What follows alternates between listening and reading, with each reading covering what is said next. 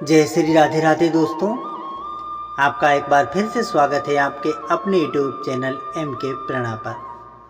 दोस्तों, भारत के एक सीतापुर नामक गांव की कहानी है। गांव में एक जमींदार रहता था जिसका नाम था तेलाराम।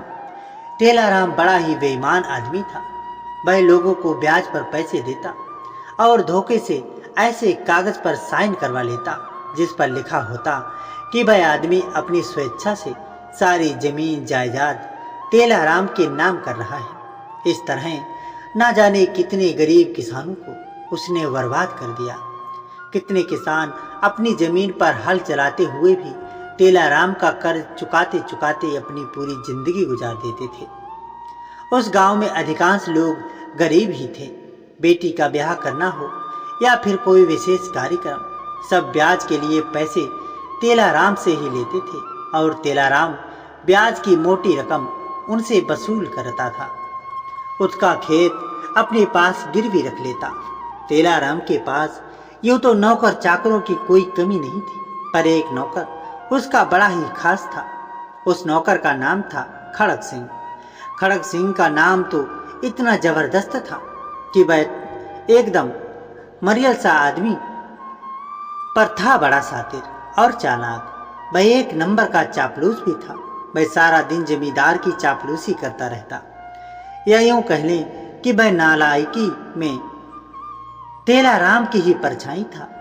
तेलाराम का नाम तो तेलाराम था, पर गांव के लोग उसे आगे पीछे तेलू कहते थे, क्योंकि अंदर ही अंदर सब लोग उसे जितना डरते थे उतनी ही घृणा भी करते थे। उस गांव में ज्यादातर तो लोग गरीब ही थे, पर दो चार घर उस गांव में जमींदार के अलावा अमीर भी थे। उन अमीरों में से एक थी गंगा मौसी। गंगा मौसी के पति का जवानी में ही देहांत हो गया था। उसका एक बेटा था जिसका नाम था भोलू।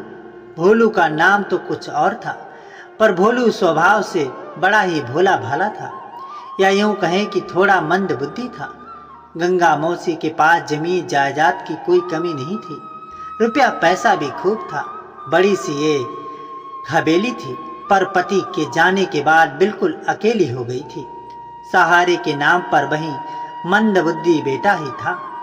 गंगा मौसी ने अकेले ही अपने बेटे को पाल पोस कर बड़ा किया था। यूं तो घर में नौकर चाकर की तो कोई कमी नहीं थी, पर सहारा तो सहारा ही होता है। गंगा मौसी अपने बेटे को प्यार से भोला राम कहकर बुलाती थी। भोला राम धीरे धीरे भोला राम भोलू बन गया। अब भोला राम की उम्र 17 साल की हो गई थी। ना तो उसका पढ़ाई लिखाई में मन लगता और ना ही उसका किसी काम में। वह कोई काम करने जाता पर कर नहीं पाता। वह काम उल्टा हो जाता था। गंगा मौसी उससे बड़ी ही परेशान थी। वह उसे खूब समझाती, पर भोलू राम के समझ में कुछ नहीं आता। उधर गंगा मौसी को एक चिंता और सताती रहती थी। वह था गांव का जमींदार। जमींदार ने खुद से ही गांव में एक ऐसा रूल बनाया हुआ था कि यदि किसी के पति की मृत्यु हो जाए और उसकी जायदाद को संभालने वाला कोई ना हो, तो वे सारी संपत्ति जमींदार के हक में आ जाती थी। उस सारी संपत्ति का मालिक जमींदार बन जाता था। गंगा मौसी को चिंता इस बात की थी कि मेरा बेटा तो घना ही भोला भाला है। अगर उसकी कहीं से शादी ना हुई और उसका वंश ना चला, तो जमींदार मेरी पूरी संपत्ति को अपने कब्जे में ले लेगा। बेटा तो मेरा घना ही निराव बुद्धू है। वह कोई काम ढंग से नहीं करता। उसकी भला कौन ही शादी करेगा। अब तो पहाड़ जैसा लंबा हो गया है, पर कोई रिश्ता उसके लिए नहीं आता। बुढ़िया का डर भी सच्चा ही था। जमींदार वास्तव में ही उसकी जमीन पर नजर गड़ाए बैठा था। उसके बेटे का रिश्ता हो भी कैसे जाता, जमींदार होने ही नहीं देता था। कभी भी कोई रिश्ता उसके बेटे के लिए आता तो जमींदार पहले ही चुगली लगा देता और बता देता कि गंगा मौसी का बेटा तो मंदबुद्धि है, उसके घर में बेटी बिहाने चले हो। इस तरह गंगा मौसी बड़ी ही दुखी रहती थी। पर गंगा मौसी तो ममता की मूरत थी। वह अपने बेटे को बड़ा ही लाड करती थी। उसी गांव में एक नाई रहता था जिसका नाम था मनसुख। मनसुख नाई की माँ बचपन में ही चल बसी थी। वह गंगा मौसी के गांव की ही थी, जिस वजह से गंगा मौसी को मनसुख और उसकी माँ के साथ खास लगाव था। गंगा मौसी के साथ उसकी माँ घंटों तक बतियाती रहती थी। गंगा मौसी और मनसुख की माँ सुख दुख में एक दूसरे का साथ भी देती थी। जब मनसुख की माँ बीमार हुई तो 5 साल के मनसुख को गंगा मौसी की गोद में रख कर के बोली, देख बहन, अगर मैं मर जाऊं तो मेरे बेटे को माँ बनकर पालना। बस कुछ महीने बाद ही मनसुख की माँ का देहांत हो गया और गंगा मौसी अपने उसी दिन से उसे अपने बेटी की तरह पाला। कभी भी उसे किसी चीज की कमी नहीं होने देती थी। मनसुख का परिवार गरीबी में जीता था। गंगा मौसी मनसुख की माँ की भी बड़ी ही मदद करती थी और अब उसके जाने के बाद उसके बेटे को माँ की तरह पाल रही थी। मनसुख के परिवार ने भी मनसुख को उसी ही की झोली में डाल दिया, क्योंकि उनके परिवार में तो बड़ी ही गरीबी थी। सो मनसुख वहाँ अच्छे से खा पी रहा था और विद्यालय भी जाता था। मनसुख दिमाग का तेज बालक था। वह विद्यालय में हमेशा अव्वल आता था, इसलिए मनसुख के परिवार ने उसे गंगा मौसी के ही पास रहने दिया। जब वह 16-17 साल का हो गया तब उसके परिवार वाले उसे अपने घर ले गए। फिर भी वह समय समय पर गंगा मौसी से मिलने आता रहता। कभी उसका मन उदास होता या माँ की याद आती, वह गंगा मौसी की गोद में अपना सिर रखकर लेट जाता और गंगा मौसी उसके बालों को माँ की तरह सहलाती थी। मनसुख को गंगा मौसी के रहते कभी माँ की कमी नहीं खली। गंगा मौसी हमेशा कहती कि मेरे एक नहीं 2 बेटे हैं। मनसुख भोलू से 5 साल बड़ा था। वह भोलू को बिल्कुल सगे भाई जैसे ही प्यार करता था। अब वह बड़ा हो गया था, सो परिवार की जिम्मेवारी संभालने लायक हुआ तो उसने अपना पुश्तैनी धंधा संभाल लिया। अब तो उसका विवाह भी हो चुका था। सारे रीति रिवाज गंगा मौसी ने ही पूरी किए। माँ के आशीर्वाद हो गई, सर पर जिम्मेदारियां का बोझ आ गया। इस वजह से गंगा मौसी के पास जाना आना मनसुख का थोड़ा कम हो गया था। एक दिन की बात है, गंगा मौसी को अपने बेटी भोलू की बड़ी चिंता सता रही थी। गंगा मौसी डर रही थी कि अगर मेरे बेटे का विवाह नहीं हुआ, उसका वंश नहीं चला, तो सारी जमीन जायदाद ये जमींदार ही हड़प कर लेगा। मेरे पुरखों की सारी जमीन उसके हाथ चली जाएगी। सो उसने मनसुख को बुलावा भेजा। मनसुख मौसी के बुलाने पर उसके घर गया और हाथ जोड़ करके मौसी को अभिवादन किया और उसकी गोद में सर रखकर लेट गया और बोला, मौसी आज आपने इस बेटी को कैसे याद किया? तो मौसी बोली, बेटा तू तो मुझे भूल ही गया है, तू तो अब इधर आता भी नहीं है।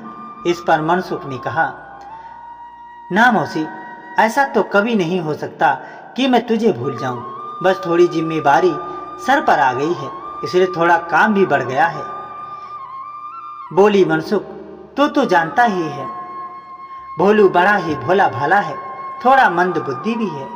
तो कहीं उसके रिश्ते की बात चला, तेरी तो बहुत दूर दूर तक जान पहचान है। गांव के ना जाने कितने लड़कों के रिश्ते तूने कराए हैं। अपने इस भाई का रिश्ता भी कोई ढूंढ कर ला दे, किसी अच्छी सी लड़की से इसका विवाह करवा दे। देख, मुझे एक किसी का दहेज नहीं चाहिए, जितने भी पैसे लगे मैं घर से देने के लिए तैयार हूँ।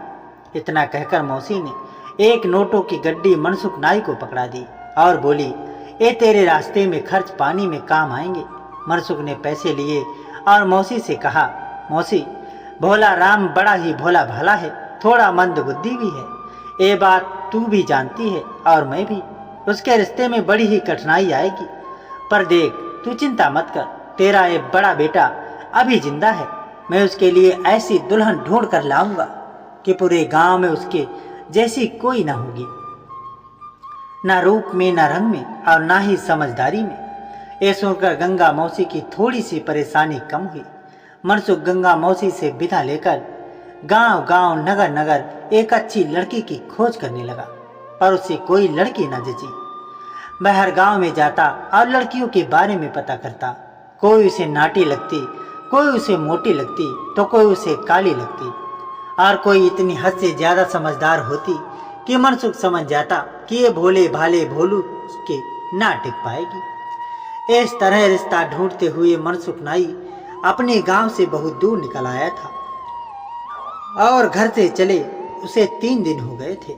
चौथे दिन वह बहुत दूर किसी गांव में आया। इस गांव में वह 2-3 बार आया था।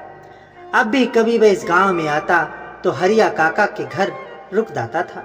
अचानक गांव में कदम रखते ही मनसुख को हरिया काका की बेटी सुनंदा की याद आई। अभी पिछले साल ही तो सुनंदा की शादी हुई थी। बेचारी बड़ी अभागन है। अभी ही शादी हुई थी, दोना अभी हुआ नहीं था। शादी के 1 महीने बाद ही किसी बीमारी की वजह से सुनंदा के पति का देहांत हो गया। बेचारी 1 महीने में ही विधवा हो गई। अब अपने पिता हरिया के पास ही रहती थी और वहीं अपना बेदबीय जीवन बिता रही थी। बेटे की मृत्यु के बाद ससुराल वालों ने तो सुनंदा की खबर भी न ली थी। बेचारे हरिया काका और शांति काकी अपनी जवान बेटी को इस रूप में देखकर बड़े ही दुखी होते थे। एक तो घर में गरीबी इतनी थी कि एक समय चूल्हा जल जाए तो दूसरे समय की आस न रहती। ऊपर से विधवा बेटी और वह भी जवान छाती पर बैठी हुई थी। सो बड़ा ही दुख उनके जीवन में था। जैसे ही सुनंदा की याद मनसुख को आई, मनसुख ने सोचकर एक बार हरिया काका, शांति काकी और सुनंदा से भी मिलता चलूं। सुनंदा को मनसुख अपनी सगी बहन की तरह मानता था। वह सुनंदा के घर की तरफ चल दिया। रास्ते में चलते चलते उसके मन में विचार आया, क्यों ना मैं भोरा राम का विवाह सुनंदा के साथ करा दूं। पर क्या समाज इसकी आज्ञा देगा? क्या हरिया काका और शांति काकी इसके लिए तैयार होंगे, या फिर गंगा मौसी किसी विधवा को अपनी बहू बनाने के लिए तैयार होगी? ये उस जमाने की बात है जहां विधवाओं का विवाह नहीं होता था। विधवा स्त्री पूरी जिंदगी सफेद साड़ी में ही बिता देती थी। किसी शुभ अवसर पर उसको नहीं बुलाया जाता था। वह एक कोने में अपना मुंह छुपाकर बैठी रहती थी। यही जिंदगी सुनंदा की भी चल रही थी। वह पूरा दिन अपने माता पिता के साथ खेतों में काम करती, भैंसों को चारा डालती, उनका दूध निकालती और माँ के साथ घर के कामों में भी हाथ बटाती। बेटी के साथ रहने से उन्हें काम में सहारा तो मिल रहा था, पर जवान बेटी को विधवा के रूप में देखकर दोनों माता पिता की छाती पर हर रोज छलनी होती। अपनी बेटी का सूना चेहरा उसने देखा न जाता था।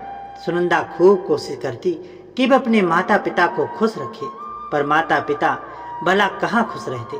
किसी की जवान बेटी विधवा हो जाए तो माता पिता खुश कैसे रह पाते। भला उधर मनसुखी इसी अधेड़ बुन में सुनंदा के घर के दरवाजे तक पहुंच गया। जैसे ही दरवाजे पर मनसुख को देखा, हरिया काका दौड़ते हुए मनसुख के पास आए और मनसुख को आदर लिवा ले गए। सुनंदवी मनसुख को देखकर भैया भैया करती हुई दौड़ कर आई, पर एकदम से ठिठक गई, क्योंकि विधवाओं को किसी भी मेहमान के सामने आने की अनुमति नहीं होती थी। पर फिर भी मनसुख ने आगे बढ़कर सुनंदा के सिर पर हाथ रखकर आशीर्वाद दिया और पूछा, कहो सुनंदा, कैसी हो? सुनंदा ने भी एक फीकी सी हंसी हंसते हुए कहा, मैं ठीक हूँ भैया, आप कैसे हो? इतना कहकर सुनंदा ने लोटा मनसुख की तरफ बढ़ा दिया। मनसुख ने पानी पिया और हरिया काका और शांति काकी से बतियाने लगा। उधर सुनंदा चूल्हा जलाकर मनसुख के लिए खाना बनाने लग गई। रात का खाना खाकर मनसुख ने हरिया काका से कहा, काका, मैं चाहता हूं कि आप सुनंदा का पुनर्विवाह कर दो। ये सुनकर काका और काकी का तो मुंह खुला का खुला रह गया। उन्होंने मनसुख की तरफ देखकर कहा, मनसुख, तुम जानते भी हो कि तुम क्या कह रहे हो। मनसुख ने कहा, काका, इसमें क्या बुराई है? तुम लोग पके आम की तरह हो, पता नहीं कब मृत्यु हो जाए। एक बात बताओ, कल तक सुनंदा के साथ बैठे रहोगे? तुम्हारे जाने के बाद सुनंदा का क्या होगा? तुम तो जानते हो, गांव के जमींदार हमारी जवान बेटियों की तरफ गिद्ध की तरह नजर जमाए बैठे रहते हैं। कब मौका मिले और कब उन पर झपट पड़े। सुनकर हरिया काका को मनसुख की बात में दम तो नजर आया, पर उन्होंने घबराते हुए मनसुख से कहा, मनसुख, हमारे समाज में विधवा के पुनर्विवाह की इजाजत नहीं है। मान लो अगर हम विवाह करने के लिए तैयार भी हो गए तो कौन सुनंदा के साथ विवाह करेगा? कौन इसे अपने घर की बहू बनाएगा? भला इस पर मनसुख ने कहा, तुम इसकी चिंता ना करो, बस तुम लोगों को एक बात छुपानी पड़ेगी कि सुनंदा विधवा है। ये सुनकर काका काकी थोड़ा आश्चर्यचकित होकर मनसुख की तरफ देखने लगे और बोले, ऐसा कैसे हो सकता है मनसुख बोला, क्यों नहीं? अपनी बेटी के सुख के लिए क्या तुम एक झूठ नहीं बोल सकते? अरे तुम्हारी बेटी का ऐसे घर में रिश्ता करवाऊंगा कि तुम्हारी बेटी वहां रानी की तरह रहेगी। मेरी मौसी है जिनका नाम गंगा है, उनका एक बेटा है भोरा राम, उसके हाथ में गंगा का विवाह कराऊंगा। उनके घर में किसी चीज की कोई कमी नहीं है, बस लड़का थोड़ा भोला भाला है, देखने में राजकुमार के जैसे लगता है। शांति काकी ये सुनकर हरिया काका से बोली, मनसुख ठीक ही तो कह रहा है, हमारी जिंदगी का क्या ही भरोसा है। मनसुख तुम कल ही हमारी बेटी के रिश्ते की बात अपनी गंगा मौसी से करो, चाहे इसके लिए मुझे 10 झूठ क्यों ना बोलनी पड़े। अब तो हरिया काका भी निरुत्तर हो गए और आंखों में आंसू भरकर हाथ जोड़कर मनसुख से बोले, मनसुख यदि ऐसे घर में मेरी बेटी का विवाह हो जाए तो मैं तुम्हारा बड़ा एहसानमंद रहूंगा। पर ये तो बताओ कि हम गांव वालों से क्या कहेंगे? अगर गांव वालों को ये पता चल गया कि हम अपनी विधवा बेटी का पुनर्विवाह कर रहे हैं तो ये लोग हमें गांव से निकाल कर बाहर कर देंगे। ये सुनकर मनसुख बोला, किसी को सच बताने की जरूरत ही क्या है? ये विवाह इतने चुपचाप और साधारण ढंग से होगा कि किसी को कानों कान खबर न लगेगी। तुम बस गांव में एक खबर फैला देना कि सुनंदा के ससुराल वाले सुनंदा को ले गए। बहुत से लोग ऐसे होते हैं जो अपनी विधवा बहू को अपने घर रखने के लिए तैयार हो जाते हैं। सो तुम भी ये खबर गांव में फैला देना कि सुनंदा को उसके ससुराल वाले अपने घर ले गए और आज से 2 दिन बाद सुनंदा को लेकर 2 गांव के बाद जो टेकड़ी का पर मंदिर आता है वहां पहुंच जाना। दुल्हन के गहने और शादी का जोड़ा हम खुद ही लेकर आएंगे। सारी बात तय करने के बाद मनसुख अपने गांव की तरफ चल दिया। रात को वह एक सराय में ठहरा और अगले दिन फिर अपने गांव की तरफ सफर कर लिया। शाम होते होते वह मौसी के घर पहुंच गया और मौसी को खुशखबरी दी कि मौसी, मैं भोलू का रिश्ता एक ऐसी लड़की से तय करके आया हूँ, जैसा कि मैंने कहा था। उसके जैसी सुंदर इस पूरे गांव में न होगी और समझदार तो इतनी है कि तेरे पूरे घर को संभाल लेगी। ये सुनकर तो मौसी की खुशी का ठिकाना ही न रहा। उसने एक नोटों की गड्डी निकाली और मनसुख की तरफ बढ़ाते हुए बोली, मनसुख जा हलवाई और बैंड बाजों को लेकर आजा, मैं अपने बेटे की बड़े धूमधाम से शादी करूंगी। ये सुनकर मनसुख पैसे लौटाता हुआ बोला, अरे अरे मौसी, ये तुम क्या कर रही हो? तुम तो जानती हो कि जमींदार चुगली करने के लिए तैयार बैठा है। अब तक ना जाने कितने रिश्ते उसने लौटाए हैं। अगर हम धूमधाम से भोला का विवाह करेंगे तो उसे पता ना चल जाएगा, इसलिए भोला का विवाह बड़े चुपचाप तरीके से और साधारण ढंग से करेंगे। मैं लड़की वालों को कल का न्योता देकर आया हूँ। वह 2 गांव के बीच में जो टेकड़ी वाला मंदिर है, कल सुबह वह वहां पहुंच जाएंगे और हमारे गांव से वह मंदिर दूर भी पड़ता है, इसलिए गांव में किसी को कानों कान भोला की शादी की खबर न लगेगी। मौसी को बात समझ आ गई। वह बोली, हाँ हाँ मनसुख, तू सही कह रहा है। मैं तो खुशी खुशी भी ये भी भूल गई कि जमींदार सारी शादियां मार देता है। जल्दी से दुल्हन के लिए जोड़ा खरीद कर ले आ, चूड़ियां, बिंदी, सारा श्रृंगार का सामान भी ले आना। देख, तू मेरे भोले का बड़ा भाई है और ये सब तुझे ही करना होगा। तू अपनी घरवाली को भी अपने साथ ले जाना। चूड़ा और चूड़ी श्रृंगार सब उसकी पसंद का लेना चाहिए। आखिर एक औरत ही औरत का सामान अच्छे से खरीद पाएगी। और सुन, और पैसे ले जा, अपनी घरवाली को भी एक अच्छी सी साड़ी दिला देना और हाँ, एक अच्छा सा कुर्ता भोला और अपने लिए भी लेकर आना। मौसी खुशी के मारे एक सांस में सारी बातें कह गई। मनसुख बोला, अरे अरे मौसी, तू चिंता मत कर, सब हो जाएगा। अगले दिन सुबह सवेरे सब लोग टेकड़ी पहुंच गए। टेकड़ी के मंदिर पर विवाह की सारी तैयारी मनसुख ने पहले ही कर रखी थी। केले के पत्ते, टेसू के फूल और कलश से एक सुंदर मंडप भी बनाया हुआ था और पूरे मंदिर को रंग बिरंगे फूलों से सजाया हुआ था। ठीक समय पर हरिया काका शांति काकी और अपनी बेटी सुनंदा के साथ मंदिर में पधारे। मनसुख ने हरिया काका और शांति काकी को मंदिर के पास बनी धर्मशाला में ठहराया और जलपान का उचित प्रबंध किया। और मनसुख की पत्नी कमला ने सुनंदा को दुल्हन का जोड़ा और मौसी के दिए हुए गहने से अच्छे से श्रृंगार करके तैयार कर दिया। सुनंदा किसी अप्सरा से कम न लग रही थी। लाल जोड़े में भोला भी किसी राजकुमार से कम न लग रहा था। सफेद धोती कुर्ता और लाल पगड़ी में उसका चेहरा ऐसे चमक रहा था मानो किसी रियासत का राजकुमार हो। मौसी ने दोनों बच्चों को नजर उतारी। सुनंदा का घूंघट उठाकर मौसी ने जब देखा तो मौसी उसके रूप को देखकर निहाल हो गई। अपनी आंखों से काजल लेकर सुनंदा के कान के पीछे लगा दिया और बोली, मेरी बहू को किसी की नजर न लग जाए। चांद के जैसा मुखड़ा है तुम्हारा बहू रानी। ये सुनकर सुनंदा शर्मा गई और मन ही मन बड़ी ही खुश हुई। ऐसी सास माँ जैसी सास पाकर भला कौन खुश नहीं होगा।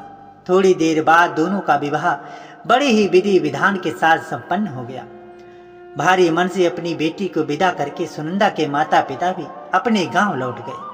गंगा मौसी भी अपनी बहू को अपने साथ लेकर अपनी हवेली आ गई।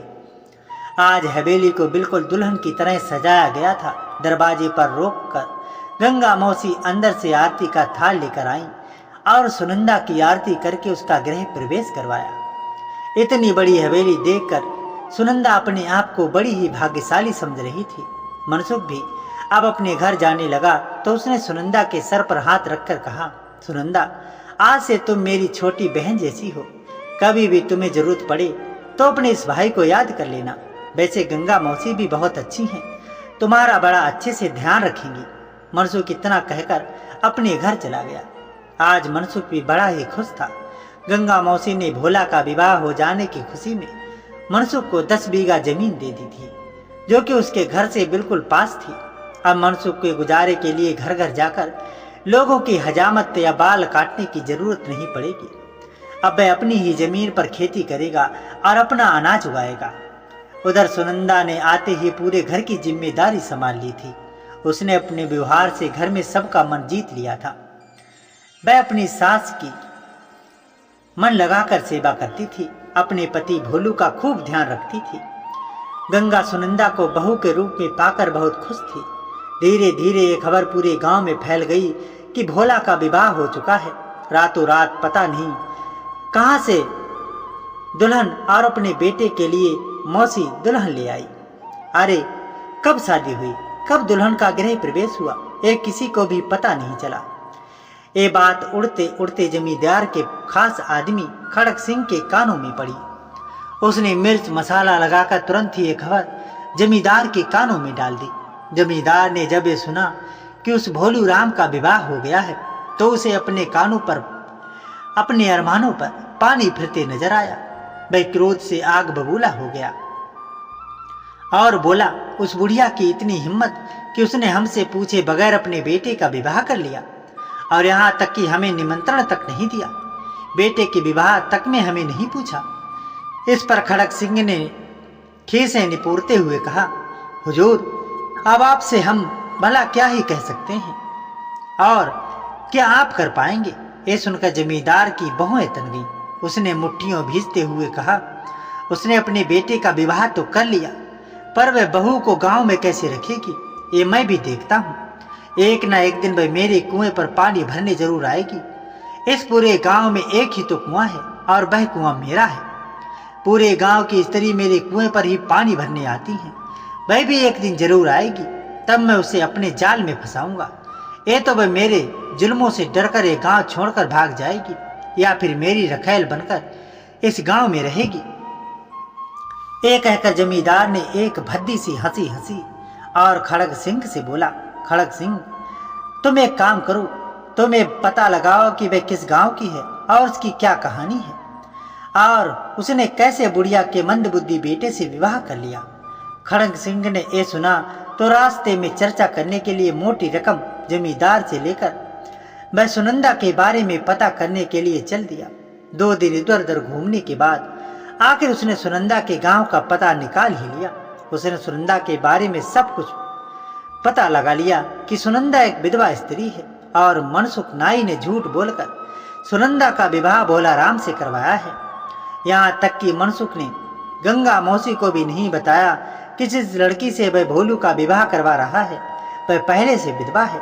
खड़क सिंह ने ये सब जानकारी निकालकर जमींदार को बताई तो जमींदार की ये सब सुनकर बाछें खिल गई। वह खुश होता हुआ बोला, शाबाश खड़क सिंह, तुमने बहुत अच्छी खबर हमें दी है। वह बुढ़िया क्या सोचती है, वह अपने बेटे का एक विधवा से विवाह करवाकर अपनी जमीन जायदाद मुझसे बचा पाएगी। अब देखना तुम मैं उसके साथ कैसे खेल खेलता हूँ,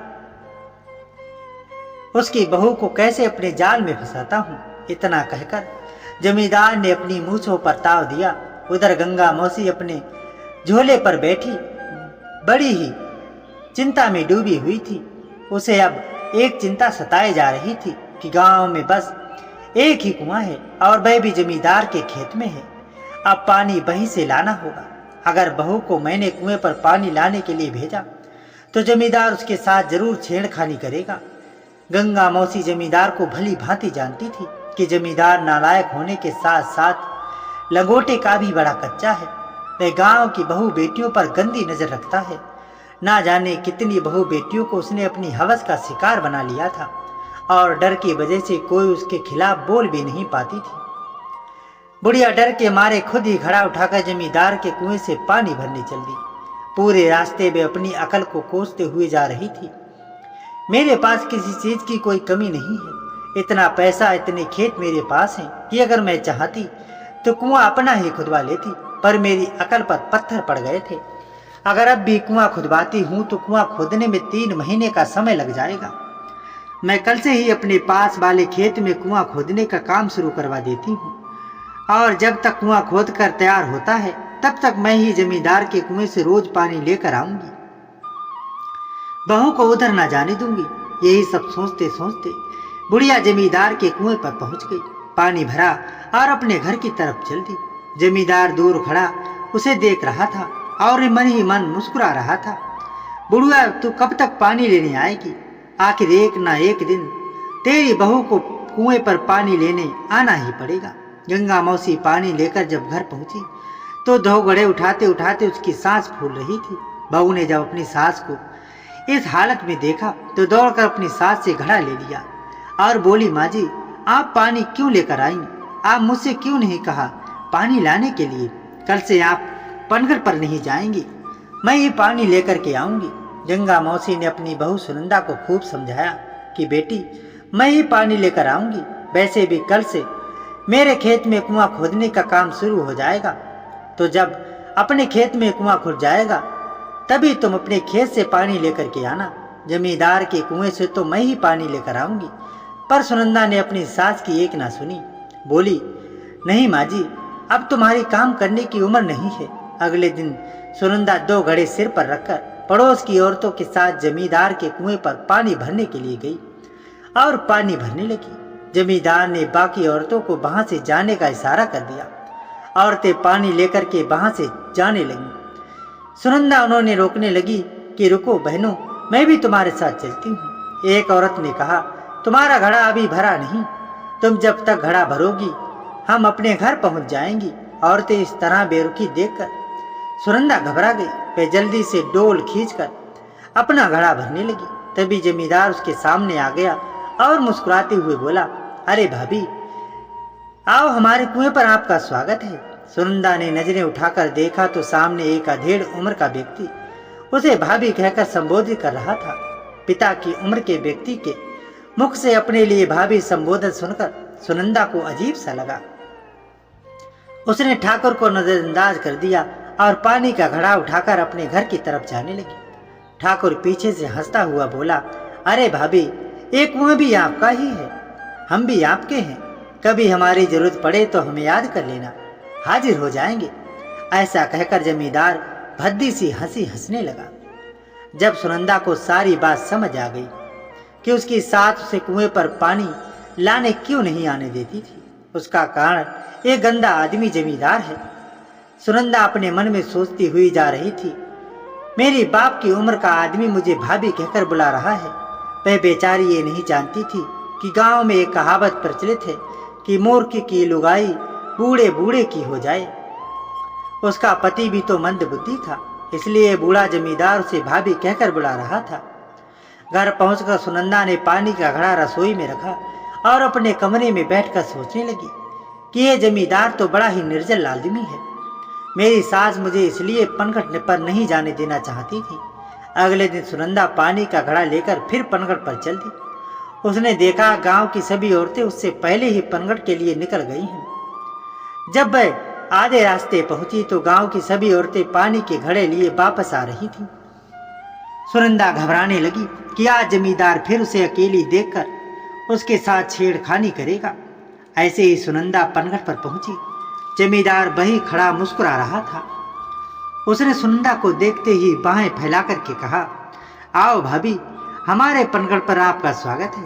सुनंदा ने जमींदार की तरफ कोई ध्यान नहीं दिया और डोल पानी में डालकर रस्सी खींचने लगी।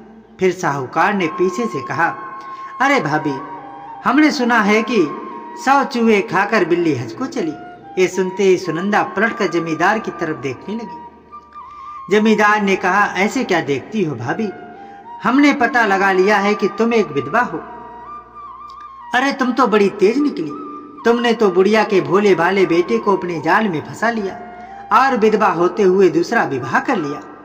ये सुनकर सुनंदा के पैरों के नीचे से जमीन खिसक गई। वह जल्दी जल्दी पानी का घड़ा भर के तेज कदमों से अपने घर की तरफ चल दी। पूरे रास्ते वे कहीं नहीं रुकी।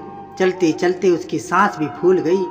घर आकर उसने पानी का घड़ा रसोई में रखा और अपने कमरे में जाकर के सोचने लगी, ये जमींदार तो मेरी बसी बसाई गृहस्थी उजाड़ देगा। इसका कुछ ना कुछ तो करना पड़ेगा। वैसे भी कुआं खुदने में 3 महीने का समय लगेगा। 3 महीने मुझे इसी के कुएं से पानी लाना पड़ेगा। अगर इसे सबक नहीं सिखाया तो ये रोज मुझे तंग करेगा। मैं इसे ऐसे ही नहीं जाने दे सकती। सोचते सोचते उसने एक बढ़िया तरकीब बना ली और अगले दिन सुबह सवेरे मटका लेकर के पनघट की तरफ चल दी। साहूकार आज भी उसी कुएं के पास ही खड़ा दिखा। मूंछों के ताव देता हुआ बोला, अरे भाभी, आज तो तुम बड़े सवेरे सवेरे आई हो। देखो, हम भी तुम्हारे पक्के देवर हैं। हमें भी एहसास हो गया था कि हमारी भाभी आज सुबह सवेरे आने वाली हैं, सो तुम्हारे इंतजार में सुबह सवेरे ही हम भी चले आए। ये सुनते ही सुनंदा भी मुस्कुरा कर बोली, अरे हाँ देवर जी, आज बस थोड़ा जल्दी आ गई। जमींदार ने जब ये सुना तो बड़ा ही खुश हुआ। उसने अपनी दाल गलती नजर आ रही थी। उसने सुनंदा से कहा, और भाभी, हमने सुना है कि तुम अपने मंदबुद्धि पति की बड़ी ही सेवा करती हो। थोड़ी बहुत सेवा हमारी भी कर दिया करो। देखो, अगर तुम अपने राज्य को राज रहने देना चाहती हो तो हमारी सेवा करनी पड़ेगी, नहीं तो तुम्हारी सास को बता दूंगा और पूरे गांव में भी ढिंडोरा पीट दूंगा कि तुम एक विधवा हो और तुमने धोखे से भोला से विवाह किया है। ये सुनकर सुनंदा बोली, अरे देवर जी, इसकी जरूरत नहीं पड़ेगी, हम तुम्हारी सेवा भी कर देंगे। तनिक सेवा का मौका तो दो। ये सुनकर तो जमींदार फूल कर गुप्पा हो गया। बोला, तो आओ कभी हमारी हवेली पर। सुनंदा बोली, नाना देवर जी, आपकी हवेली पर तो आपकी पत्नी रहती है, आपके नौकर चाकर भी रहते होंगे। अरे इस बात के बारे में किसी को पता नहीं चलना चाहिए, हमारा राज ही रहना चाहिए। इसलिए एक काम करो, आज रात तुम मेरी भैंसों के तबेले में मुझसे मिलो। मैं वहीं आपकी सेवा करूंगी और ऐसी सेवा करूंगी कि आप जिंदगी भर याद रखोगे।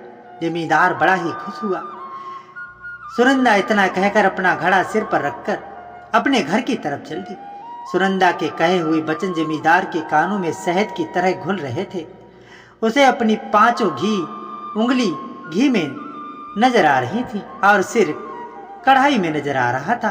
अब जमींदार बेसब्री से रात होने का इंतजार कर रहा था। जमींदार अपने मन में सोच रहा था, अरे ये भोलू की पत्नी तो बड़ी ही बदनाम लुगाई है, इसे तो 2 मिनट में अपने काबू में कर लूंगा। अगर ये मेरे काबू में आ गई तो बुढ़िया की सारी जमीन जायदाद फिर मेरी हो जाएगी। ये सोचते सोचते शाम का वक्त हो गया। जमींदार अपने घर गया और अपने साथी खड़क सिंह को सारी बात बताई और उसे बताया कि आज वह बुढ़िया की बहू से मिलने उसके तबेले में जा रहा है। यह सुनकर खड़क सिंह भी बड़ा ही खुश हुआ और मन में सोचने लगा कि मालिक की दाल गलते ही मैं भी अपनी दाल गला लूंगा। आखिर बदनाम औरतों से कोई भी फायदा उठाया जा सकता है। इधर सुनंदा घर पहुंचते ही कोई तरकीब सोचने लगी कि किस तरह उस जमींदार से छुटकारा पाया जाए, और उसे एक तरकीब मिल भी गई। उसने इस तरकीब के बारे में घर में किसी को नहीं बताया। वह खामोश किसी को परेशान नहीं करना चाहती थी। वह रात होते ही घर का सारा काम खत्म करके भैंसों के तबेले में पहुंची। एक भारी घड़े को रस्सी में बांधकर तबेले की छत में लटका दिया और रस्सी को दूसरे कमरे में एक खूंटे पर बांध दिया। ठीक घड़े के नीचे एक चारपाई बिछाकर उस पर साफ चादर बिछा दी और दूसरे कमरे में खूंटे के पास बैठकर जमींदार का इंतजार करने लगी। रात में जब सब लोग सो गए तो जमींदार दबे पांव भैंसों के तबेले में आया। तबेले में चारपाई पड़ी देखकर वह चारपाई पे बैठकर बुढ़िया की बहू का इंतजार करने लगा। आज जमींदार बड़ा ही खुश था, बार बार अपने कुर्ते की मोहरियों को मोड़ रहा था। मौका देखते ही बुढ़िया की बहू ने तुरंत रस्सी खोल दी। रस्सी खुलते ही घड़ा जमींदार के सिर पर धड़ाम से आकर गिरा। घड़ा इतना भारी था कि जमींदार के सिर पर लगते ही जमींदार की खोपड़ी और उसके जोर से चीख निकल गई।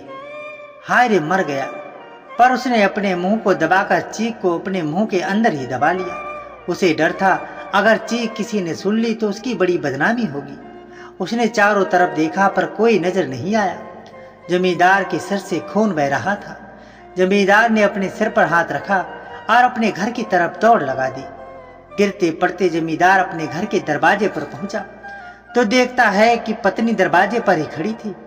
असल में उसने जमींदार को रात को घर से चुपचाप जाते हुए देख लिया था और वह समझ गई थी कि आज वह किसी की इज्जत आबरू के साथ खेलने जा रहा है। वे बेचारी वहीं दरवाजे पर खड़े अपने पति का इंतजार करने लगी।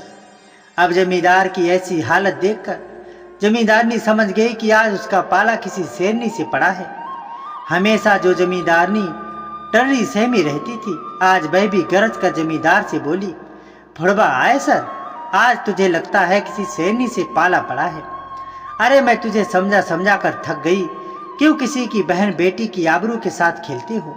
भगवान का दिया सब कुछ है तुम्हारे पास, तुम्हारे बच्चे हैं, तुम्हारे बराबर हो रहे हैं और तुम इस बुढ़ापे में भी रंगरलियां मनाते घूम रहे हो। अब तुम्हारा सर फूट गया, मिल गई तसल्ली। अरे अब तो कुछ शर्म करो। इतना कहकर हाथ पकड़कर वह जमींदार को घर के अंदर ले गई। अपने ही हाथों से उसका खून साफ करके दवाई बांध लगाकर पट्टी बांधी। वैद्य के पास इसलिए नहीं गए कि वैद्य समझ जाता कि रात में कुछ काला कांड करके आया है, इसलिए खुद ही पट्टी बांधी। उस दिन के बाद जमींदार शर्म के मारे अपने कमरे से बाहर नहीं निकला था। वह सारा काम नौकरों से ही करवाता। सारे बही खाते उसके नौकर ही देखते रहते थे। अपने घर से निकलना बंद कर दिया था और चुपचाप अपने कमरे में बैठा खिड़की से बाहर देखता रहता था। उधर उसका नौकर खड़क सिंह सोच रहा था कि कई दिनों से मालिक नहीं दिखाई दे रहे हैं। लगता है उनके पांचों घी में है और सर कढ़ाई में है। आज तो मैं भी इस बात का फायदा उठाता हूँ। इतना सोचकर अगले दिन सुबह सवेरे वे पनघट के पास खड़ा हो गया। सुनंदा जब पानी भरने के लिए आई तो वह सुनंदा को देखते ही बोला, और भाभी, आजकल तो जमींदार के साथ बड़ी ही रातें रंगीन हो रही हैं। ये सुनकर सुनंदा बोली, हाँ हाँ देवर जी, रात तो हम तुम्हारी भी रंगीन कर देंगे, जरा कहकर तो देखो। ये सुनते ही खड़क सिंह की तो बाँछें खिल गई। उसने सुनंदा से कहा, भाभी तुम्हारे लिए यही सही रहेगा, वरना हम पूरे गांव वालों को बता देंगे कि हमारे मालिक के साथ भी तुम्हारा टाका भिड़ा हुआ है। ये कहकर भी वही भद्दी सी हंसी हंसने लगा। सुनंदा बोली, नाना देवर जी, इसकी जरूरत ना पड़ेगी। एक आप काम करो, आज रात हमें गांव के बाहर जो जंगल है, जंगल में जो घना बरगद का पेड़ है, उसके नीचे मिलो। मैं भी समय से आ जाऊंगी और वहीं तुम्हारी रात रंगीन करूंगी। इतना कहकर सुनंदा आंखें तैराती हुई वहां से घड़ा उठा करके चली गई। पीछे से खड़क सिंह खड़ा मुस्कुरा रहा था। उसकी जो बाँसें छिल गई थी, आज उसकी भी चांदी होने वाली है। वह बेसब्री से शाम होने का इंतजार करने लगा। उधर सुनंदा घर पहुंची तो उसने मनसुख नाई के पास बुलावा भेजा कि तुम्हारी बहन ने तुम्हें याद किया है। मनसुख हवेली पहुंचा और सुनंदा को उदास देख करके बोला, आज मेरी बहन ने मुझे याद किया है तो कोई खास बात होगी। सुनंदा की आंखों में आंसू थे। उसने मनसुख से कहा, भैया, जब मैं इस हवेली में ब्याह करके आई थी तो अपने मेरे सर पर हाथ रखकर कहा था कि तुझे जब भी मेरी मदद की जरूरत पड़ेगी तो मैं निसंकोच तुझसे कहूंगा। मनसुख बोला, हाँ, तुम मुझे बहन माना है, तेरी हर तरह से मदद करूंगा। मगर बता, तुझे मेरी जान भी चाहिए तो मेरी जान भी हाजिर है। सुनंदा बोली, ना भैया, मेरे भाई की जान पर 100 जान कुर्बान हो, मुझे आपकी जान नहीं चाहिए, बस एक छोटी सी मदद चाहिए। इतना कहकर सुनंदा ने सारा हाल मनसुख को कह सुनाया। गुस्से में मनसुख की मुट्ठियां तन गईं, पर सुनंदा ने जब उसे ये बात बताई कि किस तरह से उसने ठाकुर को सबक सिखाया है तो वह बड़ा ही खुश हुआ और बोला, शाबाश मेरी बहन, मुझे तुझसे यही उम्मीद थी। अब बता, मुझे आगे क्या करना है? सुनंदा बोली, भैया, पास वाले जंगल में जो घना सा बरगद का पेड़ है, बस तुम एक बड़ा सा पत्थर लेकर उस बरगद के पेड़ पर बैठ जाओ और जैसे ही वे मरियल खड़ग सिंह उस पेड़ के नीचे आए, तुम सही मौका देखकर उसके सिर पर पत्थर दे मारना और उस बात का ध्यान रखना कि वह तुम्हें देख ना पाए। ये सुनकर मनसुख सुनंदा को तसल्ली देकर के जंगल की तरफ चल दिया। उसने एक भारी पत्थर लिया और पेड़ की एक ऊंची डाल पर बैठकर खड़ग सिंह का इंतजार करने लगा। थोड़ी देर में ही गहरा अंधेरा पूरे जंगल में छा गया। थोड़ी देर बाद मनसुख ने देखा कि दबे पांव खड़ग सिंह उसी डाल के नीचे आकर के खड़ा हो गया। खुशी के मारे वह तालियां बजा रहा था। ये देखकर मनसुख को उस पर बड़ा ही गुस्सा आया और सही मौका देखकर उसने वह पत्थर खड़ग सिंह के सिर पर दे मारा। भारी पत्थर के सिर पर पड़ते ही उसकी खोपड़ी तरबूज की तरह फट गई और वह दर्द के मारे कराकर वही जमीन पर गिर पड़ा। हाय रे, मर गया, यहाँ कौन है, इतने मेरा सर फोड़ा है। उसने चारों तरफ देखा पर उसे कोई नहीं दिखाई दिया। उसने समझा कि भूत प्रेत तो नहीं है कोई। ये सोचते ही वह सिर पर पैर रखकर भागा। गिरते पड़ते लहू लुहान हुआ खड़ग सिंह अपने घर पहुंचा। घर पहुंचकर अपनी पत्नी को सारा हाल कह सुनाया। उसकी पत्नी ने उसको खूब फटकार लगाई। उधर मनसुख पेड़ से उतरकर सुनंदा के घर पहुंचा। सुनंदा उसका दरवाजे पर बैठी इंतजार कर रही थी। मनसुख को देखते ही बोली, भैया, अब एक काम तुम्हें और करना है। सुबह सवेरे ही तुम मेरे गांव में ये अफवाह फैला दो कि भोला की पत्नी के सर पर एक जिन्न का साया है। जो भी उस पर गलत नजर डालता है वह जिन्न उसका सर फोड़ देता है। 1-2 बार की बात हुई तो सर फोड़कर ही बीते। अगर दूसरी बार उसकी तरफ नजर उठाकर किसी ने देखा तो वह जिन्न उसके पूरे परिवार को तबाह कर देगा। मनसुख ने ऐसा ही किया। सुबह सवेरे उठते ही वह गांव में लोगों के बीच पहुंचा।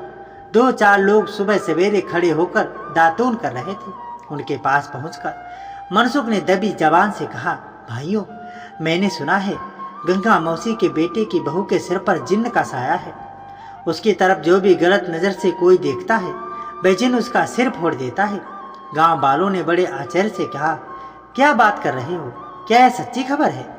मनसुख बोला, हाँ हाँ, मैंने ये बात सुनी है। 2 आदमी और 4 औरतों के कान में जब ये बात पड़ी तो पूरे गांव में जंगल की आग की तरह ये खबर फैल गई। फैलते फैलते ये खबर जमींदार और उसके नौकर खड़ग सिंह के कानों में भी पड़ी। अब तो दोनों का डर के मारे बुरा हाल हो गया। दोनों ही समझ गए कि उनका सिर उसी जिन्न ने फोड़ा है, क्योंकि जब सर फूटा था तो उनके आसपास कोई भी नहीं था। उसका मतलब उन सबके पीछे एक खबर फैल रही थी, वह सच थी। जिन्न 2 लोगों के सिर फोड़ चुका था। अब तो जमींदार को और खड़ग सिंह को इस बात पर भी डर था कि गांव वालों को अगर ये बात पता चल गई कि जमींदार और खड़ग सिंह का सिर फूटा हुआ है तो उन्होंने समझते देर ना लगेगी कि हमने भोला की घरवाली पर बुरी नजर डाली थी और जिस दिन हम दोनों का सिर ही फोड़ा है। अब तो एक दिन की बात है, जमींदार अपने पनगढ़ पर टहल रहा था। जैसे ही सुनंदा कुछ स्त्रियों के साथ पनगढ़ पर पानी लेने आई, दूर से ही जमींदार को देख करके आवाज लगा करके कहने लगी, अरे देवर जी, कैसे हैं? जरा अपने हालचाल तो बताइए। जमींदार ने जैसे ही सुनंदा को देखा तो सर पर पैर रखकर ऐसा भागा जैसे वे जिन्न उसके पीछे पड़ गया हो। गांव की औरतों ने जब जमींदार को इस तरह डर कर भागते हुए देखा तो ठाका लगा करके हंसने लगी। दूसरी तरफ देखा तो खड़ग सिंह भी डर कर भाग रहा था औरतों का हंसकर बुरा हाल हो गया।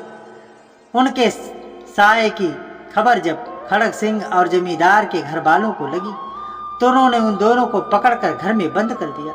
दोनों की ही घरवालियों ने अपने अपने पतियों को घर में बंद करके दरवाजे पर ताला लगा दिया। मुए तुम मरो तो मरो, तुम्हारे साथ हम क्यों मरे, भाई जिन तुम्हारी हरकतों की वजह से हमें भी नहीं छोड़ेगा। कहा तो जमींदार और उसका खास आदमी खड़ग सिंह सुनंदा को धमकी देते थे उसकी पोल खोलने की, पर अब वह अपनी ही पोल खुलने से डर से चुपचाप अपने घर में ही रहते थे। अब उन्होंने गांव वालों को सताना भी छोड़ दिया था। उधर बुढ़िया के खेत में भी कुआं खुदकर तैयार हो गया था। सुनंदा अब अपने कुएं से पानी भरकर लाती, अब उसे किसी का डर नहीं था। एक दिन की बात है, सुनंदा की सास ने गांव में होते उस बदलाव को देखा तो सुनंदा से पूछ बैठी, बहू गांव में बड़ा ही बदलाव हो रहा है। जमींदार अब गलियों में दिखाई नहीं देता, किसी गरीब को सताता नहीं दिखता। तुम उसके कुएं पर पानी लेने जाती थी, मुझे तो तुम्हारे लिए भी डर लगता था, पर बेटी मैं तुमसे कह ना पाई कि उस जमींदार के बारे में। सुनंदा ये सुनकर जोर से हंस पड़ी। गंगा मौसी उसकी हंसी का कारण समझ ना पाई और आश्चर्य से गंगा और मनसुख की तरफ देखने लगी। मनसुख बोला, अरे मौसी मैं तुम्हें बताता हूँ कि सुनंदा बहन क्यों हंसी। फिर मनसुख ने सारा किस्सा मौसी को कह सुनाया।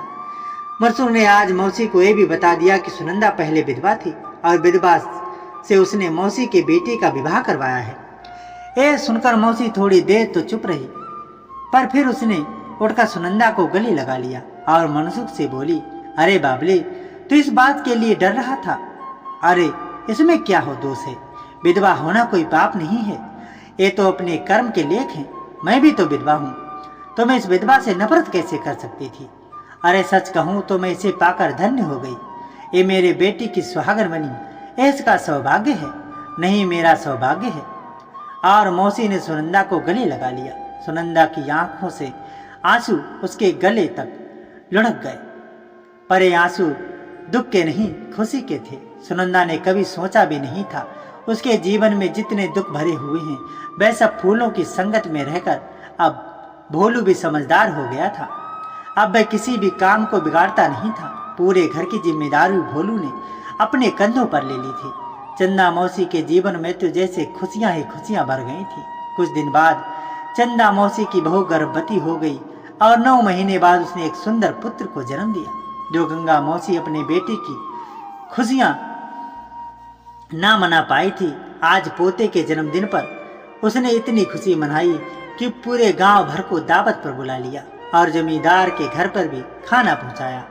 तो दोस्तों, इस तरह से गंगा मौसी के जीवन में खुशियां ही खुशियां भर गई थी। इस तरह हमारी कहानी यही समाप्त होती है। आज की कहानी आपको कैसी लगी कृपया करके हमें कमेंट में जरूर बताएं। ये कहानी अगर थोड़ी सी भी अच्छी लगी हो तो एक लाइक कर दें।